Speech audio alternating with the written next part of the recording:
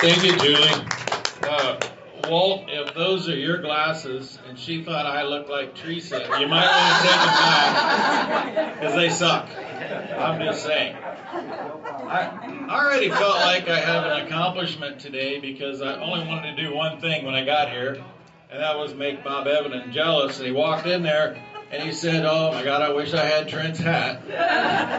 Mission accomplished, Bob. That's all I had to do.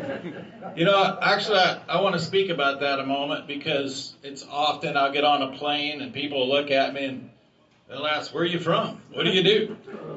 I think they're expecting me to say I'm headed to Hollywood to try out for the next Tombstone movie or something. But, you know, this is how we dress in ranch country, and I'm proud to be a sixth-generation man from the land. My wife and I, Kelly, we've raised 3 girls in Sherman County. Hazard is my official town, even though Julie's right. Hazard doesn't have a post office, but I live closest to Hazard, so who wouldn't want to be from Hazard, Nebraska? Yeah. But you know, this hat, y'all had to carry an umbrella today. I had my umbrella on my head. Yeah. It could be raining or shining or whatever the case may be, and I'm ready. You know this rag that I wear around my neck? 101 purposes for this rag. And this is what the cowboys used on the Chisholm Trail. Interesting to note that from 1865 through 1881, 6 million head of cattle were trailed from South Texas up what we now call the Chisholm Trail. And that was not just the establishment of the cowboy era. It was a significantly important portion of our nation's history. Because the reason those 14-year-old kids, by the way, 40% of those 14-year-old kids were freed slaves, freed black slaves after the Civil War. The reason they brought those cattle and ultimately ended up in Chicago was to reunite our nation post-Civil War. Because the resources in the eastern half, as you can imagine, the home of the Civil War, were completely decimated. So it was cattle and vaqueros, cowboys, bringing these cattle up that reunited the United States. Maybe our greatest time of peril. And I'm standing with you here today in Omaha as a rancher from central Nebraska because our second greatest need, if maybe not our greatest need, in reuniting the nation and the state is in front of us today. I agreed to run as Teresa's lieutenant governor because I was part of the problem. I was part of one of those 90 counties in the state of Nebraska that continued to say it's Omaha and Lincoln that are the problem. That Lancaster, Sarpy, Douglas, if we could just put them in Iowa, we'd all be better off. And nothing could be further from the truth. Because every one of us, whether we're from Douglas County or Sherman County, if we're traveling and we're in Denver, we're in Chicago, we're somewhere, and somebody asks you, "Where are you from?" You say Nebraska. And Nebraska is collectively 93 counties, less than 2 million people, that is literally the breadbasket of the nation.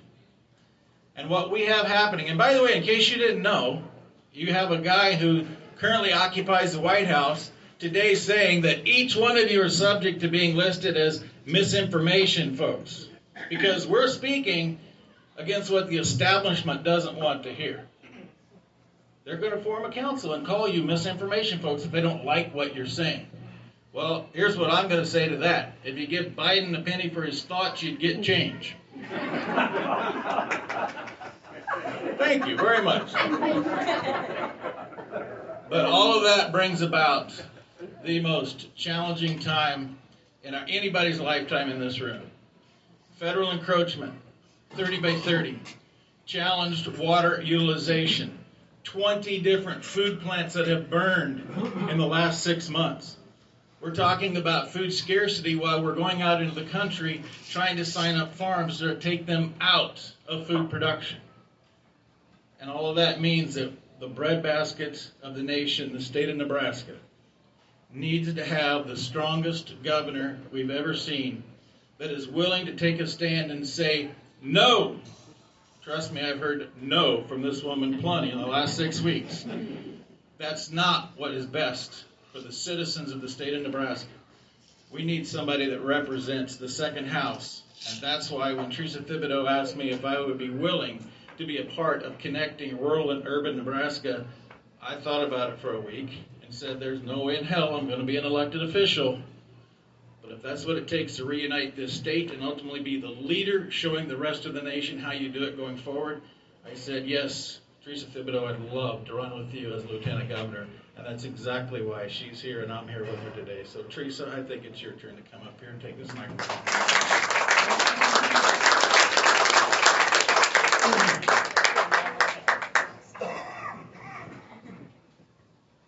Well, thank you, Trent. And funny story about, Julie saying Trent looks like me. At the beginning of the campaign trail, we did a forum in Hyannis, and I was talking to Trent the next day, and I said, well, did you hear any feedback? Did I really mess up?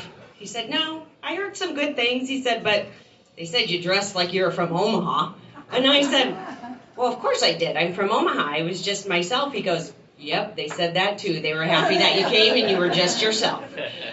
And that's what it is about when you are yourself and your heart is in it and the desire is in it. You don't have to remember what you're going to say because you're just you. And you stand up for what's right. And this next election is going to be a very important election for our state. We have all of the federal issues that we're looking at. We also have the state issues and the property tax issues. And I know the legislature, and there's two former ones here today. I served with them. We fought hard for property tax relief. But we could only get to the income tax credit on your property taxes. And it hurts everybody in the state. It hurts farmers and ranchers and small business owners because we operate on very small margins. And that income tax credit just is not enough to cover your property taxes. And so it is my goal to really get property tax relief. And the way to do it is to get rid of TIOSA and bring in a new school funding formula. And this, on average, through the whole state, and I have checked with people pay anywhere from 50 to 70% of their property tax bill in property taxes to their school district. And in urban, when we pass it, people will realize that a lot of times they don't realize how much they're paying on their home property tax because it comes right out through their mortgage. And I think people will really see a significant savings. The other thing it does is it funds school per child. Because every child in this state deserves the same amount of funding for education. And we shouldn't be funding one child more than the other. And then when we look at that, I get questions. Well, you're going to take away local control. Well, no, the school boards will still have local control. They will know what their budget is. And the school boards can decide their budget and the curriculum and what they need for their schools. We will also bring in a private audit group to audit every level of government to cut out the waste and inefficiencies. And there is a great model in Texas. They saved millions and millions of dollars. Now Texas does it every 5 years. And in addition to that, it would be auditing our government programs. Because if we keep throwing money at a program that doesn't work, then we might as well change course. Because why continue to throw money at a program that doesn't work? And when we are in the legislature, we did do a cut tax without increasing our budget. If we continue to increase our spending, then we won't ever get true tax relief. So we cannot continue to increase our budget and our spending before we can get true property tax relief, then lower the income tax even further, then work on the inheritance tax, and it does cost a lot of money to license our cars. And we can get this done. But it will take a lot of work. It'll take a lot of partnership with the legislature. And as most of you in this room know, it takes 33 votes to get anything done in Lincoln. So these legislative races are very, very important. Pay attention to who you're voting for. Make sure that they are a true conservative and that they are truly focused on taxes and upholding the conservative values of our state. Because another area of education that we will be looking at and fighting for will be our children. And State Board of Education is important, along with the legislature. Because we had a State Board of Education who wanted to throw in divisive curriculum and sex standards that confuse our children. And as an early childhood development specialist, kindergarten is not an appropriate age, but by the way, they were trying to do it in preschool too. Really, for schools, there is no appropriate age. That is up to the parents. The government does not co-parent our children. As parents, we parent our children. We decide which school is best for them, and we put them in that school, whether it be public school, private school, or homeschooling. And this will be the time to get school choice in our state, because parents are fed up, and they are sick and tired of their children being indoctrinated, and for the government saying, oh, no, we know what's best. Don't listen to your parents. It's okay. We're the ones that know best. It's time for that to absolutely stop. And I am a defender of children. I've been that way my whole life, both the born and unborn, because there is nothing more precious than an unborn baby. And life begins at conception. And I am confident Roe v. Wade will be overturned in June. And with the right legislature, we have a huge chance to end abortion forever in this state.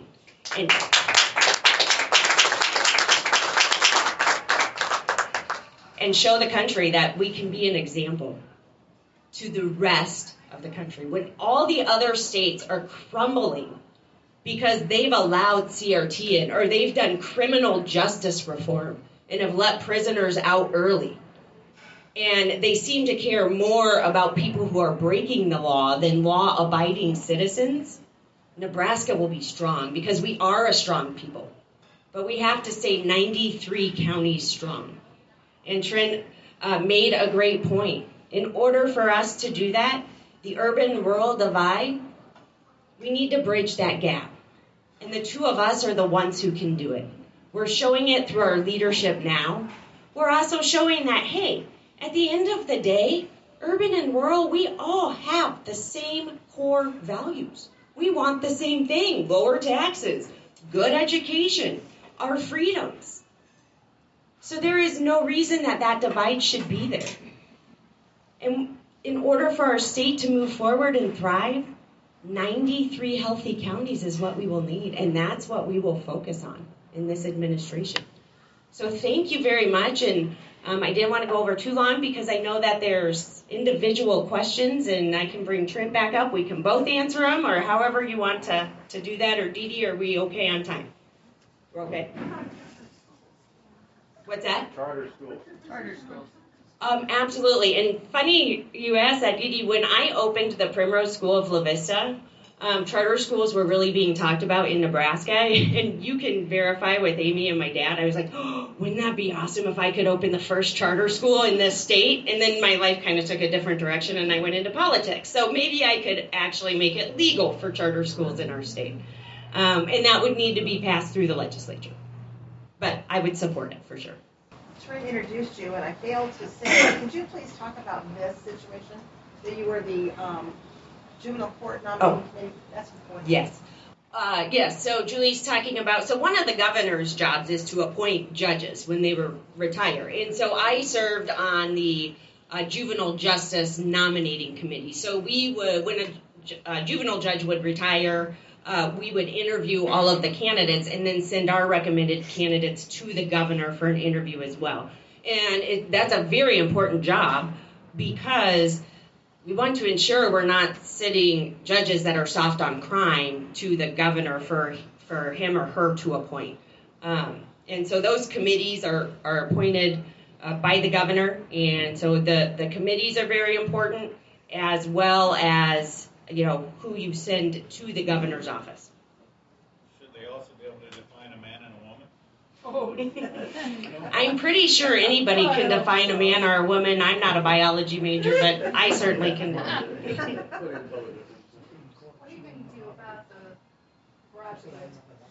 issues going on in western Nebraska, because I really think that's one of the big problems, lack of development in western Nebraska, is broadband. It's not only broadband, but it's our roads. We were in Norfolk last week at an infrastructure forum.